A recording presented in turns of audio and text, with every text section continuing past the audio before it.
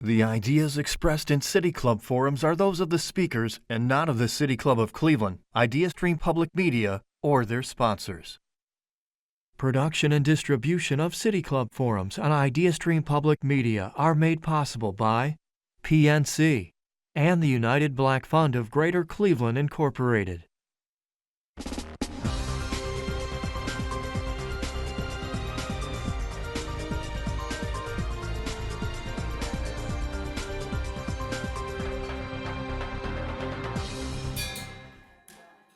Good afternoon and welcome to the City Club of Cleveland, where we are devoted to conversations of consequence that help democracy thrive. My name is Dan Moulthrop. Today is Friday, August 15th. Thank you so much for joining us. Today we'll be hearing from two local organizations that are doubling down in the fight against sexual violence and human trafficking, the Cleveland Rape Crisis Center and the Canopy Child Advocacy Center. Both organizations work tirelessly to support survivors, to help them heal, and to make our communities safer. I want to be clear about something. These are not issues that happen somewhere far away. They're here. This is happening in our neighborhoods. This is happening to our friends, in many cases to our families. In Cuyahoga County, 1 in 10 children will experience sexual abuse before they turn 18. And across the country, nearly 700,000 children are abused every year. Before these organizations existed to serve Greater Cleveland, many survivors suffered in silence. Feelings of guilt, shame, and fear kept women, children, and men from speaking out, and assaults were rarely reported. In recent years, that silence has begun to break, and that's thanks to the bravery of survivors, the outrage of communities, and the knowledge that help and support are out there. So today we'll be talking about the state of the fight against sexual violence and human trafficking in Cuyahoga County, and more importantly, what all of us can do to help make sure every survivor has the safety, dignity, and resources that they need to heal. We acknowledge this already in the room here at the City Club, but for the benefit of our radio audience, I want to acknowledge that we're talking about something that may be deeply personal and for some truly painful. If you're just tuning in on the radio, you should know that this conversation is going to go on for about an hour. And if it's not for you today, we certainly understand. But if you or someone you know is impacted by what we're talking about today, you should also know that help is available 24/7. You can call or text the Cleveland Rape Crisis Center's confidential hotline at 216-619-6192. I'm going to say that number again for our radio audience, 216-619-6192. You can also go to clevelandrapecrisis.org and be able to chat with somebody online. Let me introduce you to the folks on our stage. Jennifer Johnson is the Executive Director at Canopy Child Advocacy Center. Jessica Martin is Chief Program Officer and Client Rights Officer at the Cleveland Rape Crisis Center. And Nicole McKinney-Johnson is President and CEO of the Cleveland Rape Crisis Center. Our moderator is a City Club board member, Jeff Johnson. If you are listening to the radio or you're on our live stream and you have a question during the Q&A portion of the forum, you can text it to 330-541-5794, and my colleagues will help us work that question into the program. Members and friends of the City Club of Cleveland, please join me in welcoming our panel.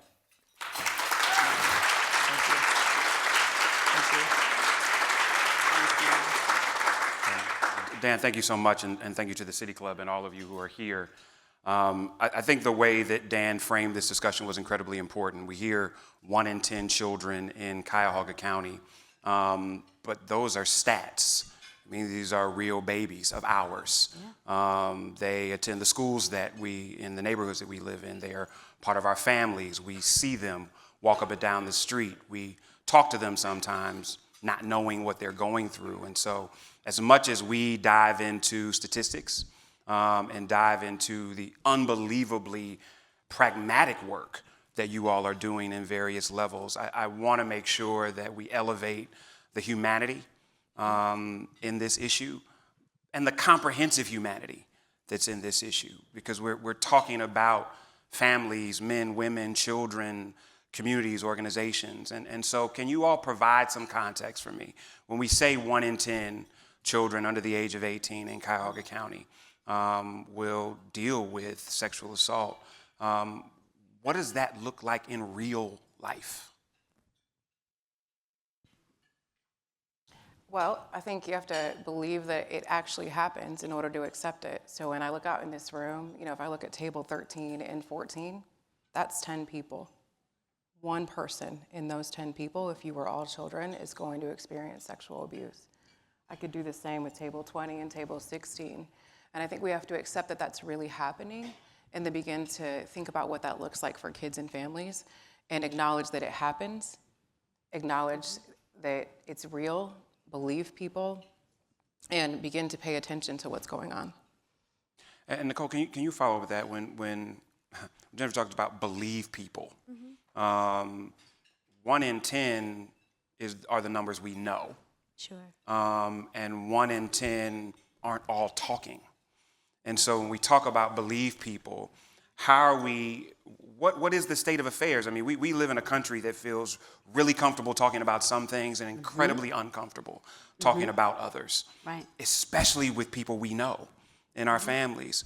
So when we deal with this, and again, this 1 in 10, do you have frame for how many of those 1 in 10 are talking versus it's discovered?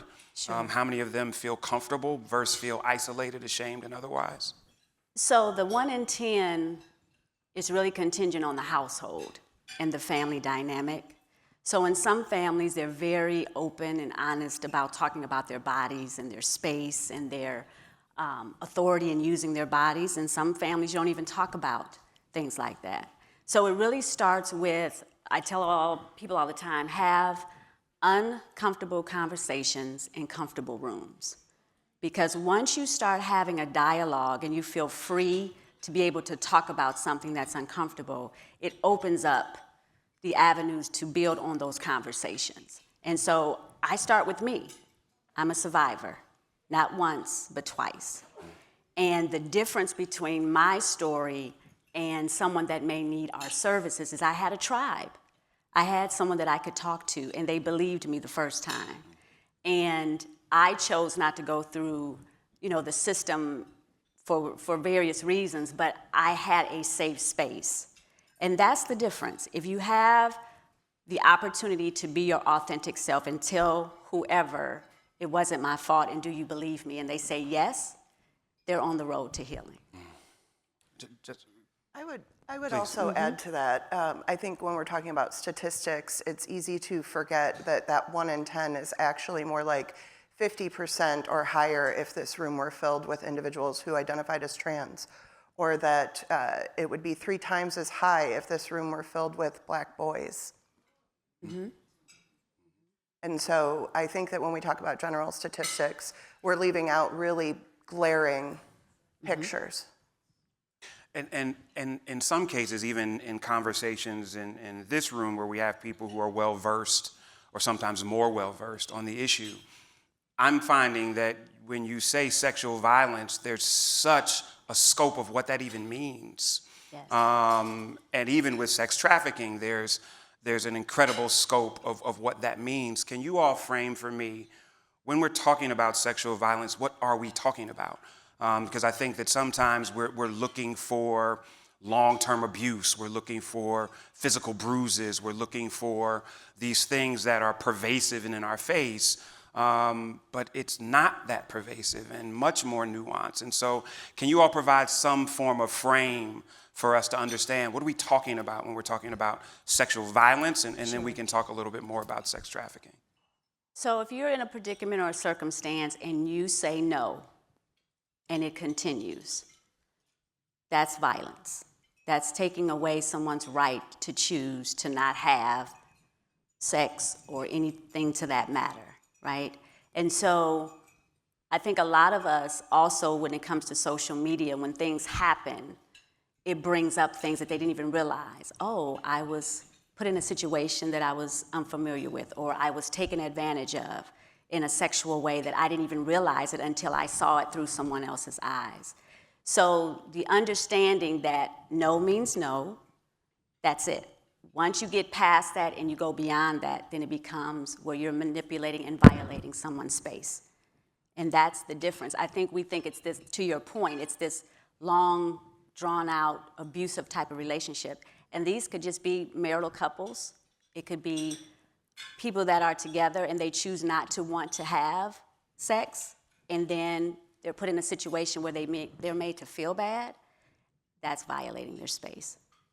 Yeah. I would add that our movement does a disservice when, even in our name, Cleveland Rape Crisis Center, we're thinking of rebranding it now because a lot of folks don't use the word rape. What happened to them doesn't feel like rape or trafficking. It feels like a violation. It feels like hurt. It feels like trauma instead. So I would add that anything that happens that causes you to feel violated or distrustful or scared, that's a violation, that's a trauma for you, and you can talk to someone about that.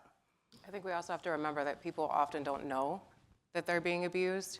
If that's the upbringing and the environment that they were in, that's a normal behavior. And until they're exposed to someone who's different or someone who flags that as something that isn't normal for them, they recognize that to be something that is normal. Oftentimes when people are abused, but especially when they're sexually abused or trafficked, this is a behavior that they're taught early on, and that begins to feel like it's something normal to them. It's not, there are things such as stranger danger, and there are things where people are attacked, but often people who are abused, they are abused or trafficked by someone that is known to them.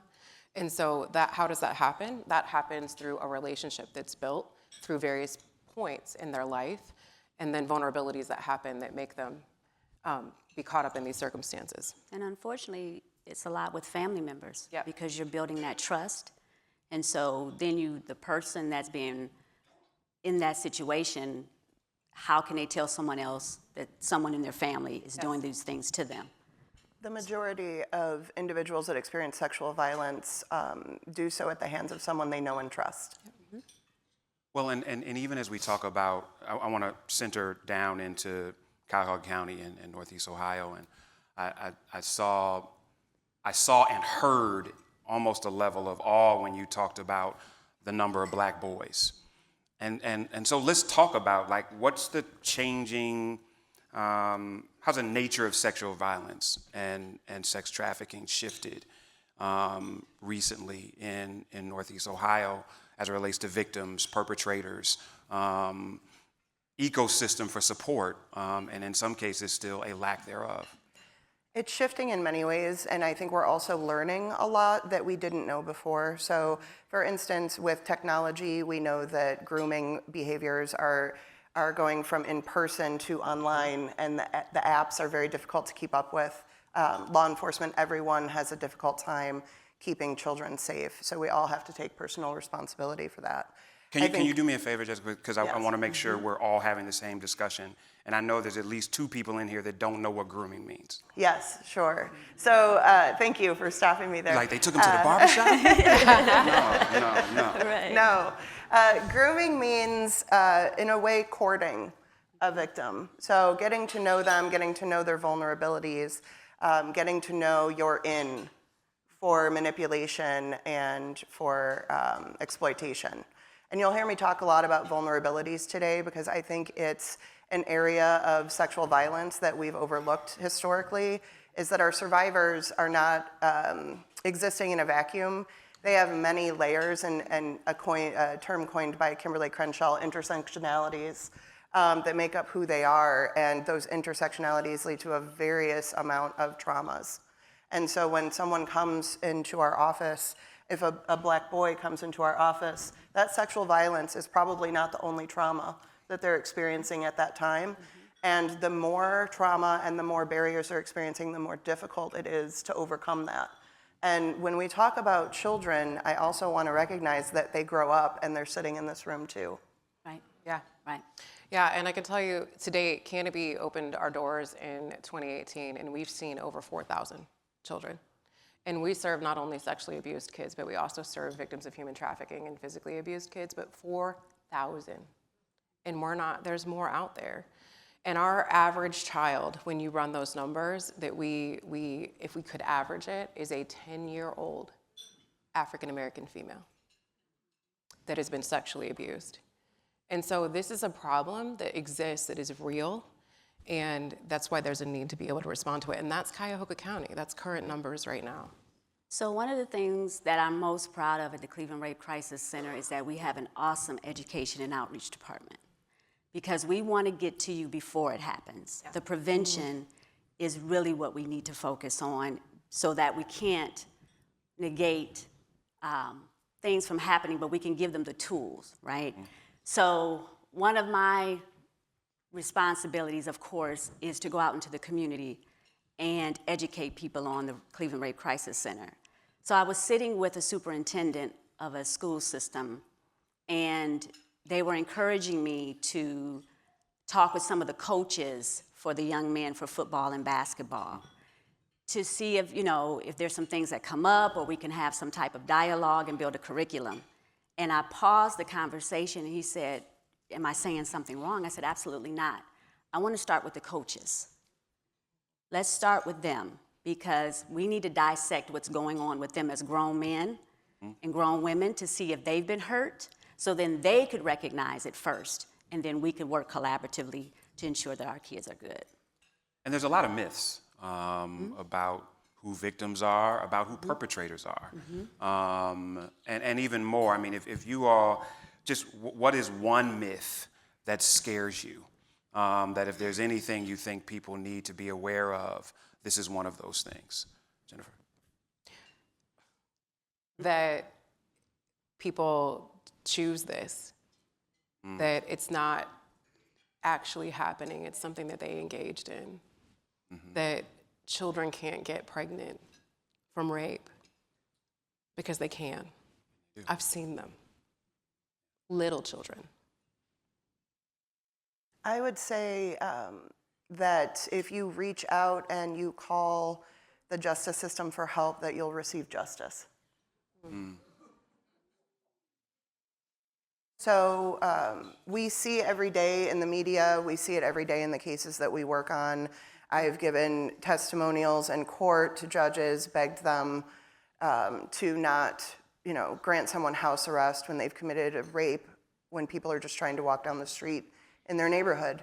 And I still see them get house arrest. And we also still see, everyone victim blaming, they had it come in, what were they wearing, all of those things are still happening. People are still not believed on a regular basis. And I know many years ago we talked about the untested rape kits in Cleveland. We're still going through those. That's not over. It's like 40% over. Wow. We're still processing through that. And so every day we're knocking on doors of victims that came out years and years and years ago and asked for help, did not get justice, and now we're saying, hey, we found your rapist. What is that like? And even then, you still don't have a guarantee of justice.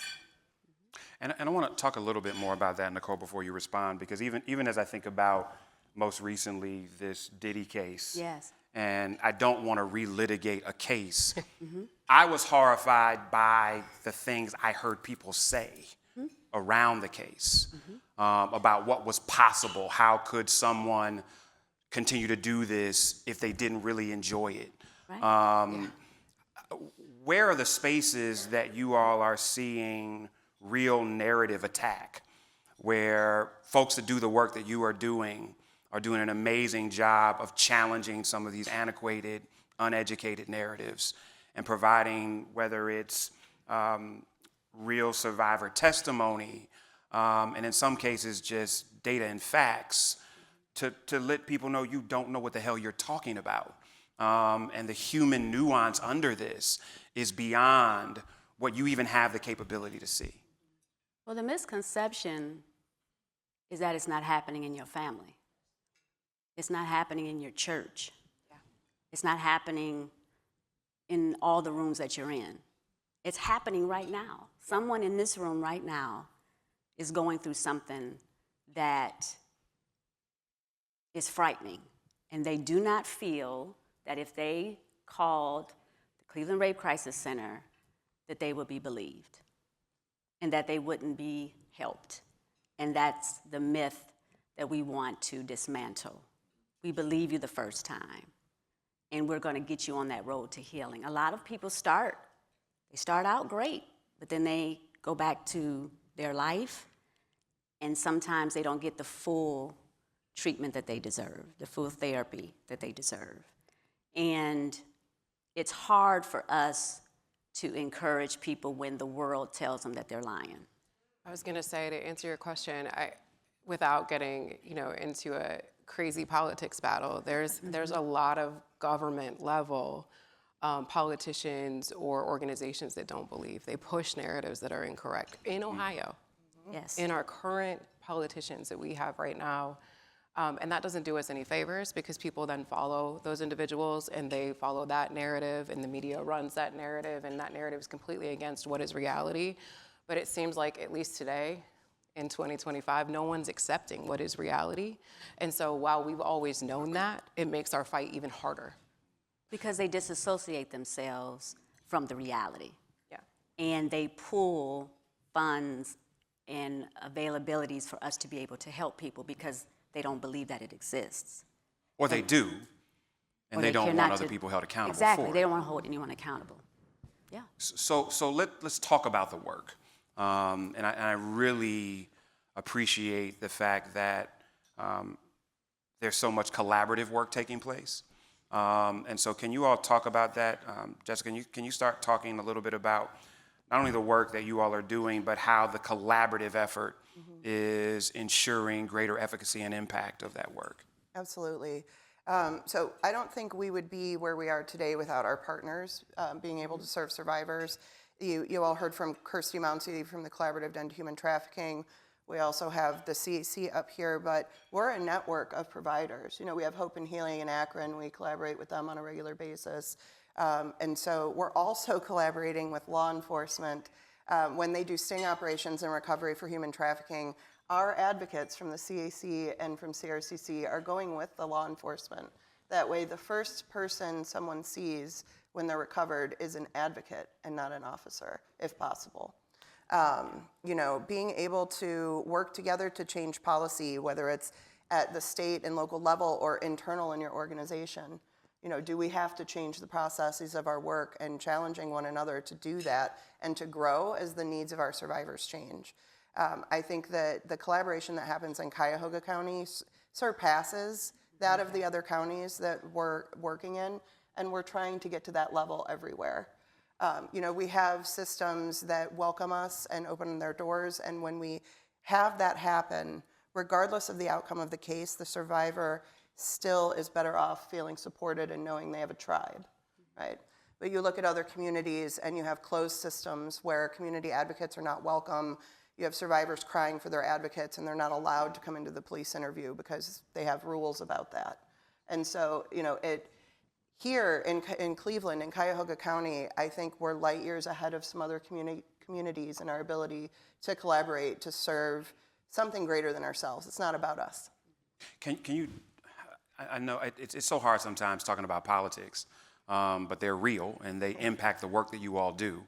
And so where are things as it relates to federal focus, let alone state and county focus around resources? And how are those realities, without commentary on the politic, Sure. how is the reality of the politic impacting your support and resources that are focused on the work that you're doing? Well, there's less access to the funding. The funding, the funding opportunities are decreased compared to where they were.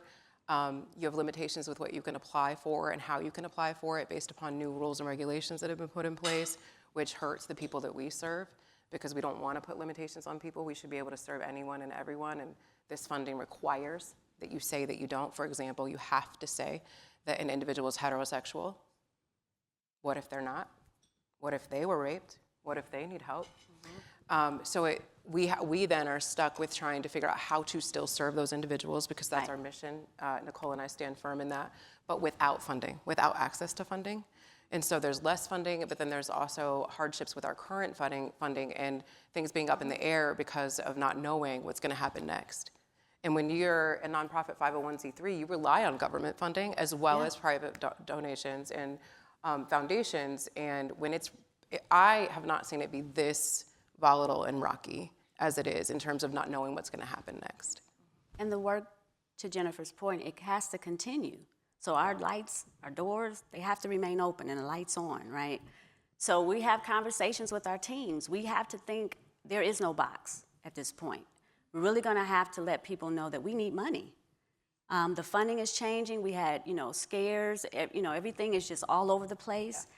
We have to change verbiage. We do have some, great partnerships in both sides of the aisle.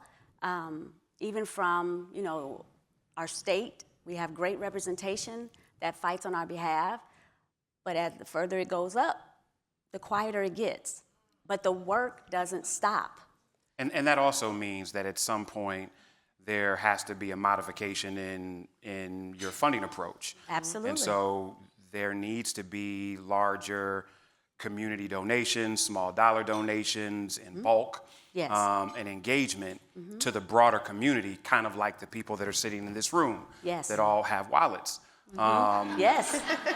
This is not a fundraising. At all. This is not a fundraising piece. I'm Right. just saying. Absolutely. You can see my people, though. Yeah, they're over there. Yes. I would also add, make no mistake that the words that we're not allowed to use, that list grows every day, and it's an effort to silence us. Yeah. Yes. We're not allowed to talk about fighting injustice in the systems when we apply for grants anymore, but there's still injustice in the systems.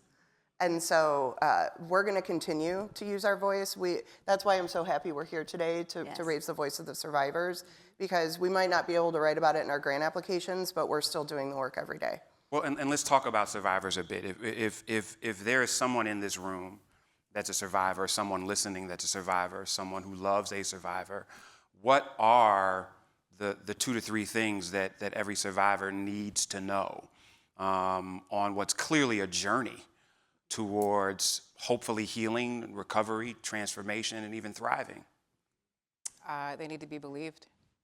I would say we believe you. There's nothing wrong with you. And healing can be defined as many things, but you absolutely have an opportunity to feel that. I would say know that healing is not linear. And just because something happened to you 20, 30 years ago doesn't mean that you don't deserve the help and the tribe and the caring today. There's a community out there that will receive you with open arms, and there are resources that we fight to keep every day for you. And so I would just let folks know that no matter when they're ready, and it doesn't have to be today, it doesn't have to be the day something happens. There are many reasons why you might not want to come forward, but know that that will stick with you, and whenever you're ready, we're here. What about the community? Because clearly the work that you all do isn't effective if there's not a tribe or an ecosystem of regular old folks that are believing those, that are providing spaces, and frankly, have a level of understanding to help stop this from happening to the degree that it is or in the way that it does. And so what's the message to community members, regardless of where they sit, about how they can join this fight and be involved in the work? Well, being a woman of color, being in this position just shy of 1 year, people are continuing to ask me, what can I do? What do you need? And I say Cleveland Rape Crisis Center in every room that you're in, that I'm not. Speak my name in rooms where I'm not, so that they can get the help that they need. Because once we get in the room, we're able to move mountains at that point. It's really allowing us the space and availing themselves to want to learn, to want to have, again, uncomfortable conversations. But the prevention is the key. Get us in the room, let them be authentic. What says in the room stays in the room, right? Build that trust, and then let's build this out together. I would say to educate yourself. There's all kinds of resources. We've got several resources at our tables. Educate yourself about what you can do. There's information on all of our websites. And then I would also say to just recognize, and this is a far longer conversation, but there's a whole lot of things that also, like she's saying, contribute to these situations, and that there's a whole lot of prevention that can be done. 41% of children that are tried as adults in court 41% have been sexually abused. But they're tried as adults. What if we got in front of that and we helped them with their trauma in the first place? They wouldn't even be trying as adults. I would say recognize that you're all advocates. Yep. You all have the personal responsibility to stop harm in your communities. And so recognizing that, and as my colleague said, educate yourself and put our resources out there. We have bracelets and things out there that you can wear. I wear them so I can give them to someone who might be in need. You know, always carry cards or resources with you. That way you can help someone out. And take care of our kids. Yeah. Watch them, watch Yes. where they're going, pay attention to the adults that are around them and what their interest in them might be, and pay attention to their electronics. And educate yourself on that too. That's a never-ending battle. So I have a question that's going to lean into my own personal bias as well as my own personal mission, and that is I'm having a conversation with 3 women. Yeah. By and large, the people that I run into that are activists and engaged in this work are women. And I want to know where the hell the men at. And I want to know what do I say. No, and that's not to discount the men that are. Yes. But as a heterosexual black man, what am I saying to my boys? Yes. What are the things that I need to be talking to them about? What are the things that we as men need to not be silent about? Because I'm constantly in conversations where I'm like, did you hear what the hell he just said? Like, this is not acceptable. Right. And I can't allow him to walk out of the room without me saying, she's too young. Yeah. Without saying, I'm uncomfortable with what you just told me. And I think often in a day and age where especially quote unquote marginalized people feel attacked, Yeah. they often allow things to go unsaid because they don't want to attack when we need to address. And so what are the things that you would advise me as a heterosexual black man to say in the circles of men, especially other heterosexual men, because that's predominantly the circle that I'm in? What am I saying? What should I be saying? Where should I be directing them for information? I would say publicly hold yourself to a higher standard. Walk the walk, so to speak. Also, Nicole mentioned earlier having uncomfortable conversations in comfortable rooms. Men need to talk to each other. Talk about the experiences you've had. Make it okay to have had trauma in your past, to be dealing with stuff. Be there for one another. Remove those barriers and talk about that fear that you're feeling in that moment when you don't know if you should say something. Because that fear is coming from a lot of different places, especially for black men, right? If I speak up, what happens? Am I going to be in danger if I speak up here? Not wanting to tear down someone else, but holding that personal responsibility and saying, well, when we feel that fear, here's what we're going to do. I'm going to have a plan for myself in that moment when I feel that fear, because usually when I'm feeling that, it's because something's wrong and my body knows I need to take action. My mind just needs to catch up. But when you're in those rooms, Jeff, just say you good. I just had a great conversation with 3 women who are in this work, and this is what I learned. Tell me what you know. Did you know that? Has anything happened to you like this? Or do you feel like you're in a safe space to talk about it? Because a lot of men don't, and a lot of men have been victimized. But who are they going to tell that's going to believe them? Because they think, they're not a man if they talk about somebody violated me. So start with the conversation that we're having today and watch the windows of opportunity and transparency take place. Talk about it, because people don't. And so let's lift that a bit, because I want to make sure, obviously, that we open this to a broader conversation. But without betraying confidence, what is the human side of this? What is an example of someone that you all have served that often, as you think about it, is the antithesis of what most people believe by way of a survivor or by way of a victim and in some cases even by way of a perpetrator. Can you share a human story that really elevates for you so much of what you've already shared? Jennifer, I'm sorry, Jennifer, what about you? So we had a family where there was 5 children involved. Abuse had been happening in the family for 40 years. 4-0.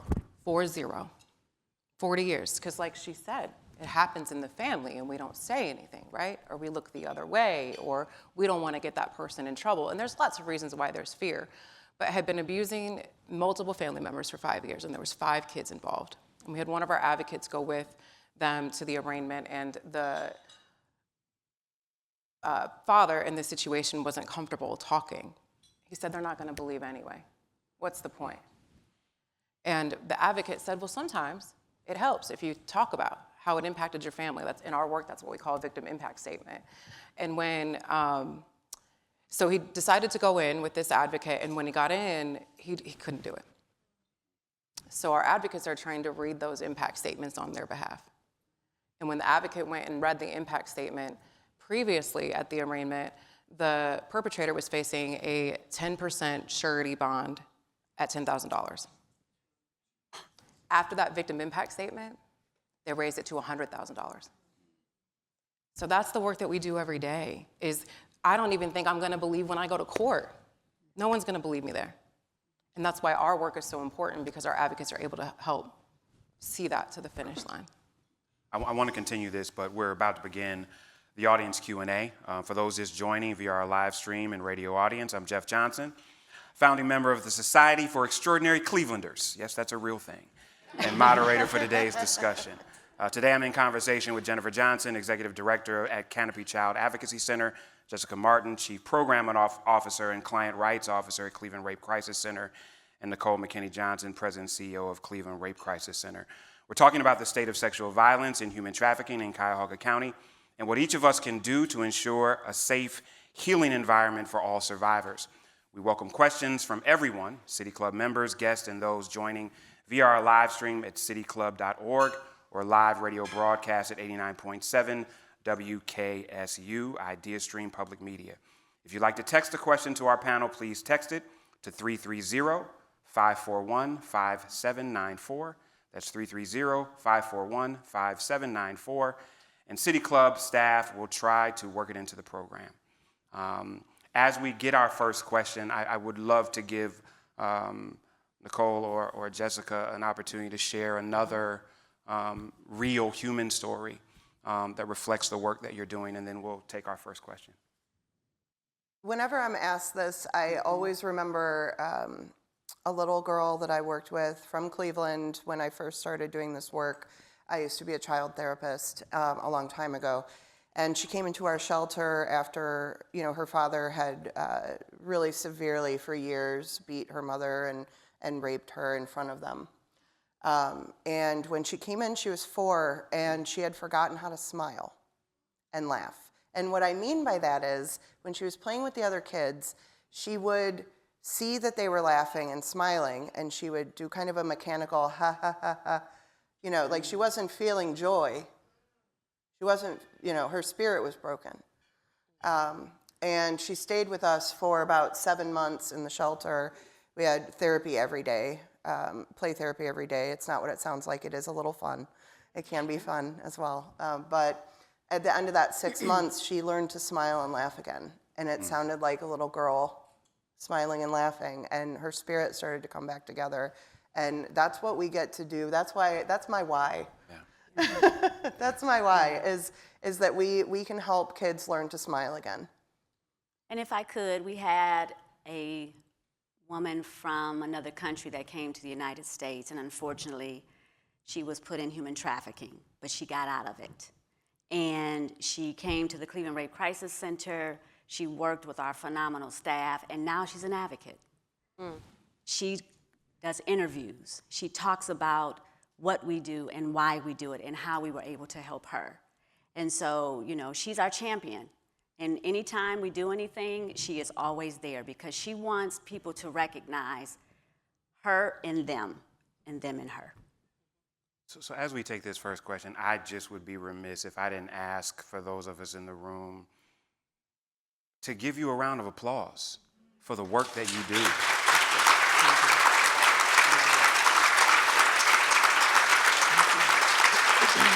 Oh my goodness.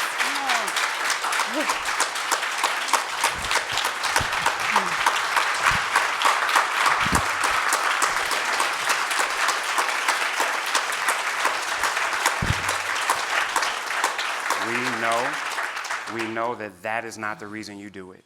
No. But you do it every day in silence. And so we want you to know that we see you as you do everything you can to see people who have felt so unseen for so long. Our first question. I know she said ended with a question, but I wanted to respond to your question about what can you teach our heterosexual Black boys. And one of the things that I just think that we should teach is consent, and what happens when you aren't taught consent. So I guess if I wanted to throw the question back, it would be, how would you teach consent to our younger Black boys? Thank you so much for that. That was a brilliant way to ask a question Yes. and get your point off without taking too long. Yes. Thank you so much. So one of the things I teach with our family and friends when you have little people, so you go to the family cookout and they say, go hug Uncle Johnny Exactly. or go Yeah. hug Aunt Jan. No, because they have to own their bodies, right? They're little people and they have to own their space. So encourage them to do fist bumps, high fives, because you're not being disrespectful, you're allowing them to respect their space. And so once you change the language and you make them feel that they're still empowered and there's still that touch with love and respect, it's a win-win for everybody. So just try those things with your young people at the next family function. And just normalize talking and just about it. normalize talking Yep. about it. Yes. And if you're feeling uncertain about how to start the conversation, you've never talked about this, or your parents never talked to you about this, there are so many wonderful videos now on social media. There's one, consent is like drinking tea, and it talks about how you don't, offer someone tea and they say yes, and then if they fall asleep, you don't pour the tea down their throat because they said yes earlier. Right. Right. So there's, some really good analogies that help break it down in a simple way so that you can have that conversation. I've recently come back to Cleveland, probably about a year. So at this point, I'm partnered with the Urban League for their girls program, and I'm also partnered with currently about 10 school partnerships, including some district partnerships as well.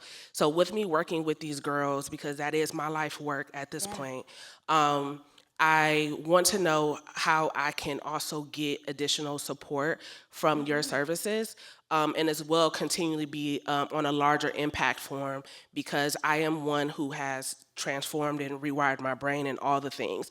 And I think that's one of the things that people don't talk about is that aftercare part, because it is a long journey. In addition to policy changes like TSA.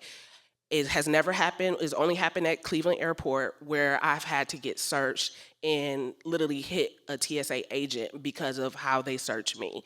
And so I could not fly on that plane and had to come back and buy another ticket for the next day. So these are issues and policy issues that do need to be raised awareness of, and that we need to, I'm willing to partner and come together with larger organizations because it's important, and this is the only reason why I'm living at this point. Thank you so much. Absolutely, and thank you.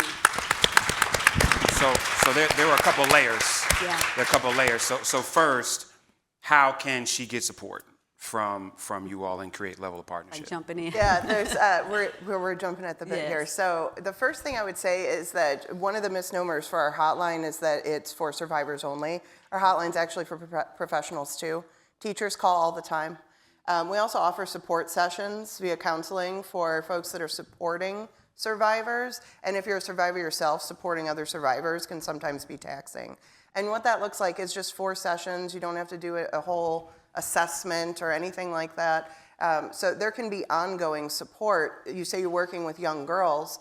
There's going to be times where you're faced with this, right? We offer trainings on how to respond, so how to be a first responder, how to listen to disclosures of sexual abuse, and how to be there for someone. But also we can offer emotional support as you are supporting others walking through that journey.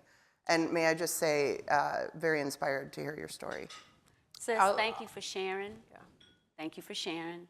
And we're here. So staff, please raise your hands so that you can go to anyone, including myself. So let's make sure that we connect before you leave today. And you can also, you should come see Canopy so that you familiarize yourself with what we do, and we can connect you with the resources that we can help with the girls that you're serving. Thank you for sharing your story. Yes. My staff are at table 17, and then I have board members at 16 and 20. So make sure you connect with us too, and we'll get you out there to come see it and see what else we can do. I want to get to our next question, but I don't want to fly by what she mentioned about policy. Yes. And where are the opportunities? I mean, I don't want to dive into specific policy issues at this point, but where are the spaces for those who are in this room who care about policies that impact and surround this work? Where are the places they can go to dive in and support that work? They can start here. We can have a conversation. We work with our local politicians, and we do a deep dive through our policies. Everything right now is fluid. There are some things that are locked in, but there are some things that we can build out together. I think some of the misconception is that we can't start from what we don't know. We have to start having these conversations and start to build these policies on the work that we're doing, so that we can so that people can understand the importance of it.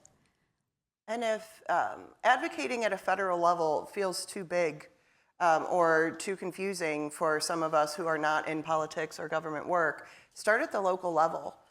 School boards, city councils, go to those meetings, advocate for change when you see that policies that they're setting up are not fitting for survivors or for the community in general. And your local people also know sometimes. They've been impacted by this, or they are connected to the federal level. So I see Councilwoman House from City of Cleveland, Councilwoman Turner from County Council. They show up to all of these things. They know about this. They choose to educate themselves about this. And so you never know the connections they may have to help elevate your concern as well. Thank you. Yes, ma'am. Columbus? That was a great segue to my question. Yes, ma'am. Hello. I just want to give a shout out to Jennifer, Jess, and Nicole. I had a distinct pleasure of working alongside Jennifer and Jess, and just knowing Nicole. So I just want to hit on a question, a statement that you said, Jess. You said, just because you call the police doesn't mean you get justice. That kind of sat with the crowd a little bit, right? The criminal justice system wasn't meant to protect victims, right?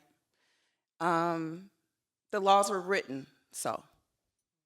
And so the laws lend itself to the patriarch, where even little children are not protected. So, sis, I need you to come to your question for me.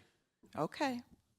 So the question is, what are your agencies doing to address laws and policies that fail to protect and address the harm to victims? And have you all considered becoming a 501c4?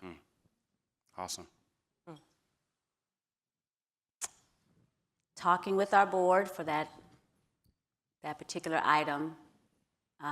We're having talks about that because it's needed.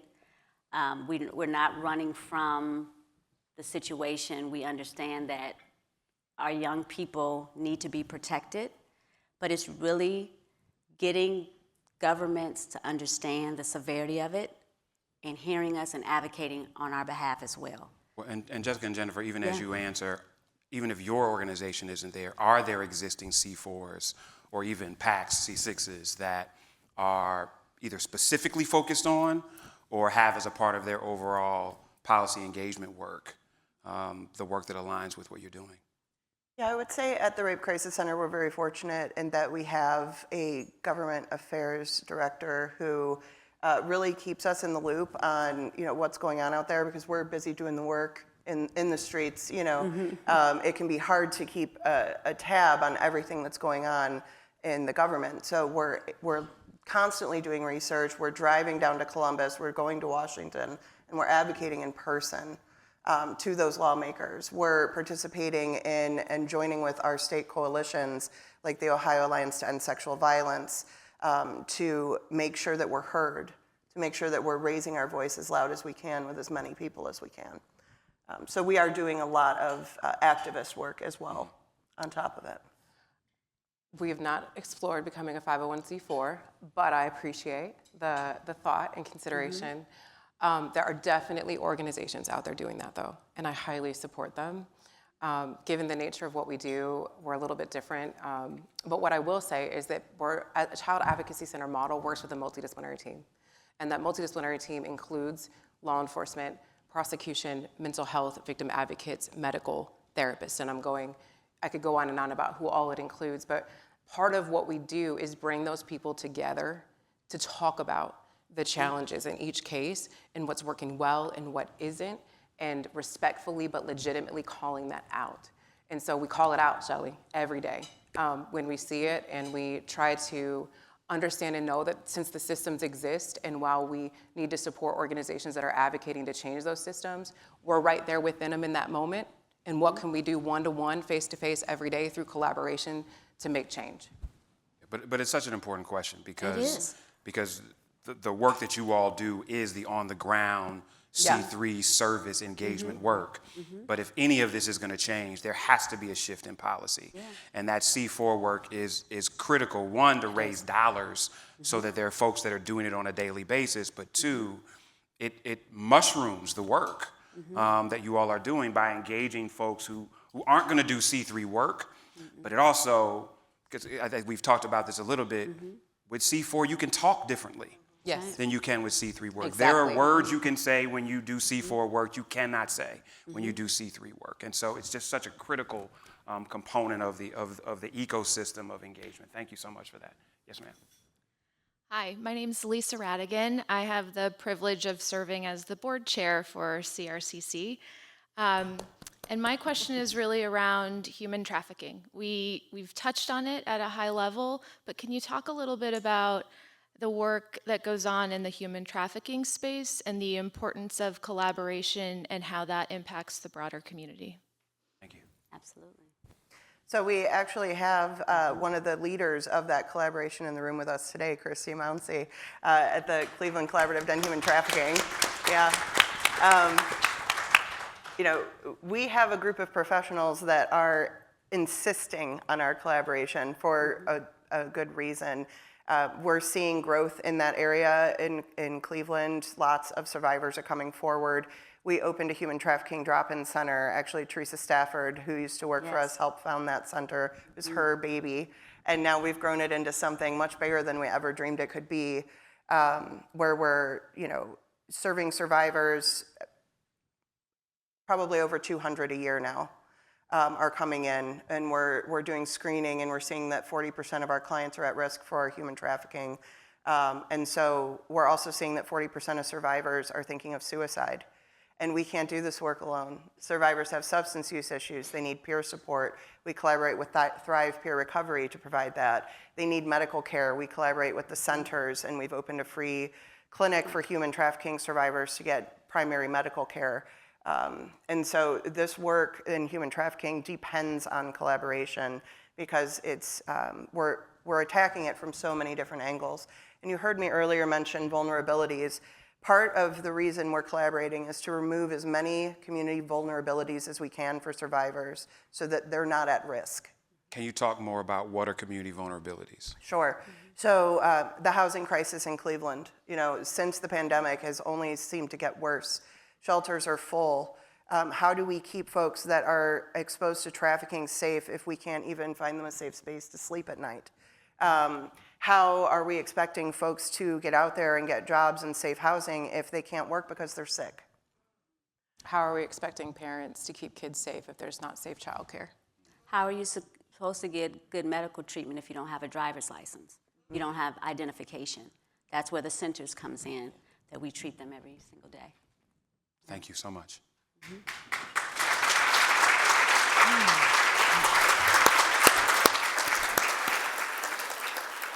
Thank you, Jennifer Johnson, Jessica Martin, Nicole McKinney-Johnson, and also Jeff Johnson for moderating. There's no relation as far as I know. As we close, we want to honor again the courage it takes to engage in these conversations about sexual violence and human trafficking. And again, for any of you who need to hear this here in the room or on our radio, in our radio audience, if you or someone you know needs help, it's available. You can call or text the Cleveland Rape Crisis Center's confidential hotline at 216-619-6192. That's 216-619-6192. Or you can visit clevelandrapecrisis.org and you can chat with somebody online there. If you need immediate support before leaving this room today or before leaving the City Club today, there's a counselor in our green room. It's just outside the doors and to the left. Please take care of yourselves and one another. And thank you for being a part of this conversation today. You guys are really amazing. Really, truly. Thank you. I also want to thank again our partners at IdeaStream. The fact that this conversation was happening here and was also broadcast live across the entire listening area, it gave me a lot of hope thinking about who might be listening today. So thanks to them as well. If you're interested in what's coming up next at the City Club, please check it out, cityclub.org. Thank you once again to our panelists and our moderator. Thank you, all of you, for being a part of this really important conversation today. Our forum is adjourned. Have a great day. For information on upcoming speakers or for podcasts of the City Club, go to cityclub.org.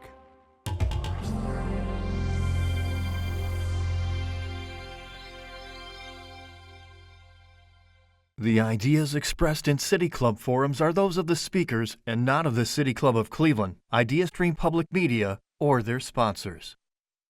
Production and distribution of City Club forums on IdeaStream Public Media are made possible by PNC and the United Black Fund of Greater Cleveland, Incorporated.